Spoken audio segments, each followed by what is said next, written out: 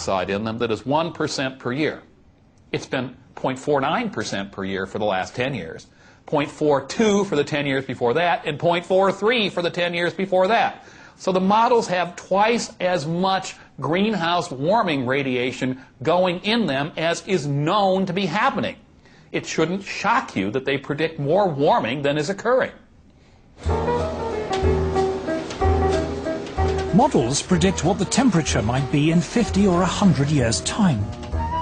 It is one of their peculiar features that long-range climate forecasts are only proved wrong long after people have forgotten about them. As a result, there is a danger, according to Professor Carl Wunsch, that modelers will be less concerned in producing a forecast that is accurate than one that is interesting. Even within the scientific community, you see, it's a problem. If I run a complicated model and I do something to it, like melt a lot of ice into the ocean, and nothing happens, it's not likely to get printed.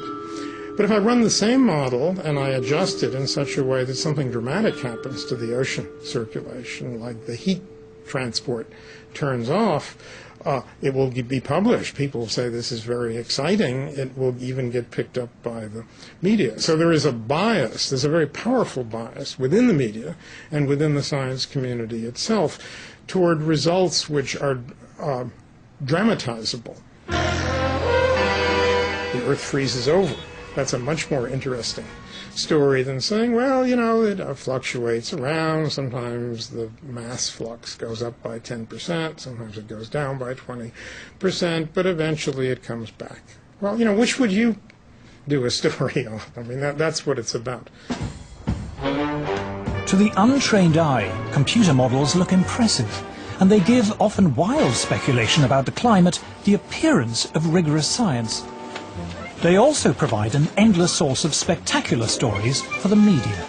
The thing that has amazed me as a lifelong journalist is how the most elementary principles of journalism seem to have been abandoned on this subject. In fact, the theory of man-made global warming has spawned an entirely new branch of journalism. You've got a whole new generation of reporters, environmental journalists. Now, if you're an environmental journalist, and if the global warming story goes in the trash can, so does your job. It really is that crude. And the reporting has to get more and more hysterical because there are still, fortunately, a few hardened news editors around who will say, you know, this is what you were saying 5 years ago. Ah, but now it's much, much worse. You know, there's going to be 10 feet of sea level rise by next Tuesday or something. They have to keep on getting shriller and shriller and shriller. It is now common in the media to lay the blame for every storm or hurricane on global warming. But is there any scientific basis for this? This is purely propaganda. Every textbook in meteorology is telling you the main source of weather disturbances is the temperature difference between the tropics and the pole. And we're told, in a warmer world, this difference will get less. Now that would tell you you'll have less storminess, you'll have less variability. But for some reason that isn't considered catastrophic. So you're told the opposite. News reports frequently argue that even a mild increase in global temperature could lead to a catastrophic melting of the polar ice caps. But what does Earth's climate history tell us? We happen to have temperature records of Greenland that go back thousands of years. Greenland has been much warmer. Just 1,000 years ago, Greenland was warmer than it is today, yet it didn't have a dramatic melting event. Even if we talk about something like permafrost, a great deal of the permafrost, that icy layer under the forests of Russia, for example, 7,000 or 8,000 years ago melted far more than we're having any evidence about it melting now. So in other words, this is a historical pattern again, but the world didn't come to a crunching halt because of it. Professor Siunichi Akasofu is head of the International Arctic Research Center in Alaska. The IARC is the world's leading Arctic research institute. Professor Akusofu insists that over time the ice caps are always naturally expanding and contracting. There are reports from time to time a big chunk of ice break away from the Antarctic continent. Those must have been happening all the time.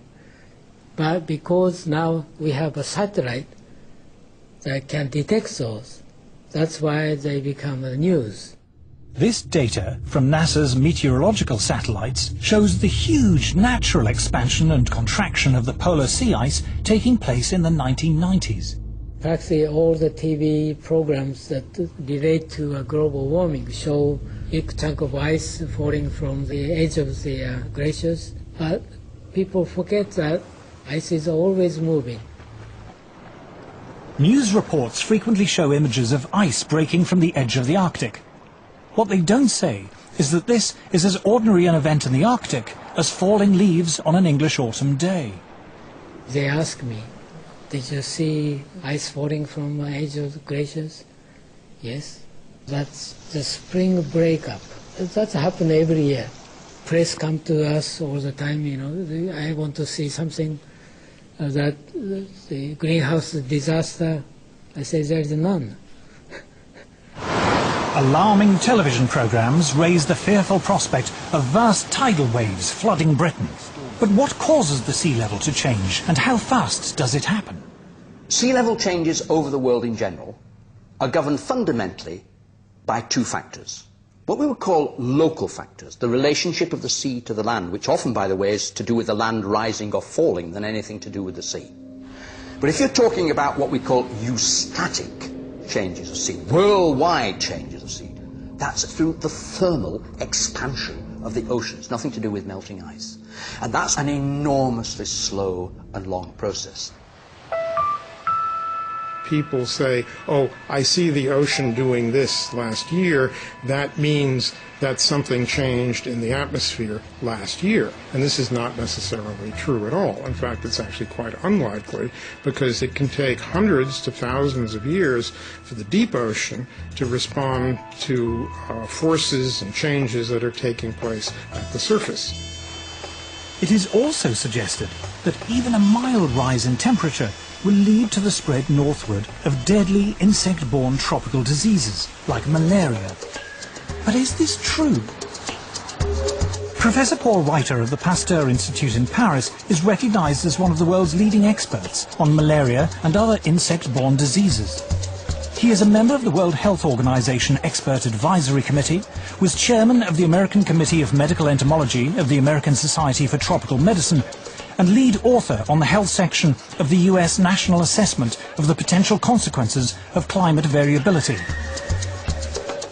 As Professor Reiter is eager to point out, mosquitoes thrive in very cold temperatures.